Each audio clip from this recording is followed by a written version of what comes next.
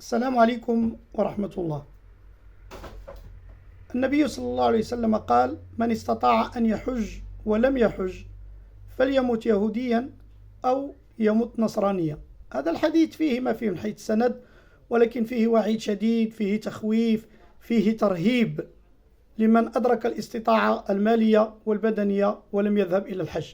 وسيدنا عمر ثبت عنه أنه لا يصلي على من لم يذهب إلى الحج وهو قادر على الذهاب إلى أداء مناسك الحج. وجمهور العلماء على أنه على الفور وليس على التراخي، بمعنى من تدرك الإمكانيات ديال الحج وتوفر فيك الشروط ديال الحج خاص تحج. الناس سمحهم الله يقدمون البيت ويقدمون السيارة ويقدمون متاع الدنيا على متاع الآخرة، وهو ركن أساس في أركان الإسلام وأحد أسسه العظام، فحجوا قبل أن تمنعوا.